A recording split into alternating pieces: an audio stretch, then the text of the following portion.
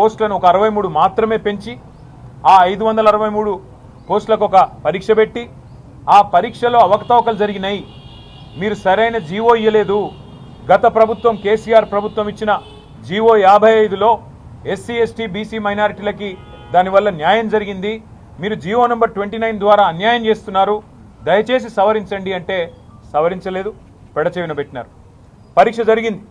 పరీక్ష జరిగిన తర్వాత ఫలితాలు వచ్చిన తర్వాత తప్పు జరిగింది, తెలుగు మీడియం విద్యార్థులకు అన్యాయం జరిగింది అని ఆక్రోశించినా పట్టించుకోలేదు. అట్లాగే కొన్ని సెంటర్లలో పరీక్ష రాసిన వాళ్ళకి ఎక్కువ మార్కులు వచ్చినాయి, వరుసగా రూల్ నెంబర్లు ఉన్న వాళ్ళకి ఎక్కువ మార్కులు వచ్చినాయి, ఇవాల్యుయేషన్లో కూడా ఏదో ఖచ్చితంగా కుంభకోణం జరిగింది.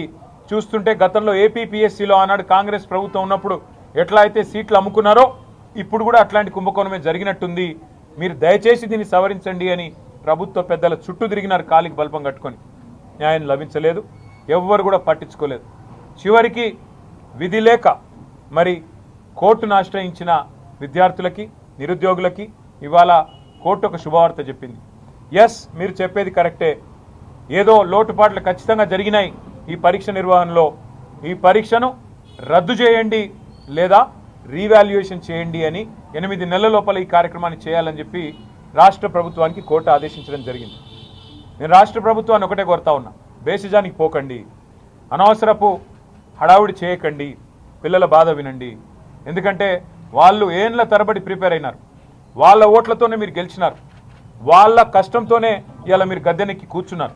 వాళ్ళకు అన్యాయం చేయకండి, వాళ్ళను ఏదో రాజకీయ రంగు పులిమి వాళ్ళని ఇలా అడ్డం పెట్టుకొని గలీజు రాజకీయం చేయొద్దని చెప్పి నేను కోరుతా ఉన్నాను.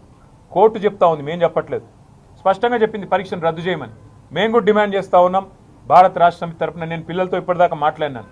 మీరు ఏమనుకుంటున్నారు, కోర్టు తీర్పు వచ్చిన నేపథ్యంలో ఏం కావాలి అని అడిగాను. వాళ్ళు 3-4 విషయాలు చెప్పారు. అదే మా పార్టీ తరఫున నేను కూడా డిమాండ్ చేస్తూ ఉన్నా.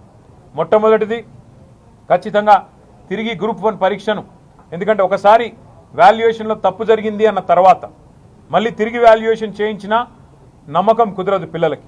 ఎవరికైతే గతంలో తక్కువ మార్కులు వచ్చినా ఈసారి ఎక్కువ మార్కులు వచ్చినా, లేదా గతంలో ఎక్కువ మార్కులు వచ్చిన వాళ్ళకి ఇప్పుడు తక్కువ మార్కులు వచ్చినా దాన్ని సరిదిద్దే ప్రయత్నం రీవాల్యుయేషన్తో చేసినా పిల్లలు సంతృప్తి పడరు.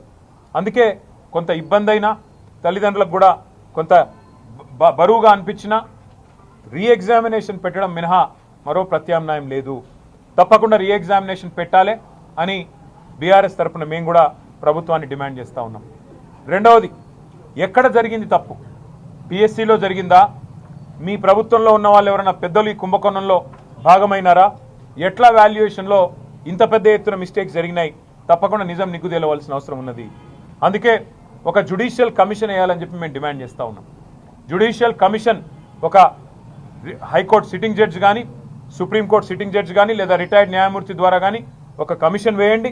ఎక్కడ లోటుపాట్లు జరిగినాయి, పిఎస్సిలో ఎక్కడ అవినీతి ఉన్నది, ప్రభుత్వంలో ఎక్కడ అవినీతి ఉన్నది, ఎవరు అమ్ముకున్నారు ఈ పోస్టులు, ఎక్కడ జరిగింది లోటుపాట్లు, తప్పకుండా బయటికి రావాలి. మళ్ళీ భవిష్యత్తులో కూడా ఇట్లాంటి జరగకూడదంటే, భయం ఉండాలంటే ఒక జ్యుడిషియల్ కమిషన్ ద్వారా ఎంక్వైరీ చేయించాలని చెప్పి కూడా మేము డిమాండ్ చేస్తూ ఉన్నాం. ప్రభుత్వానికి మళ్ళీ నేను విజ్ఞప్తి చేస్తూ ఉన్నా, బేసిజానికి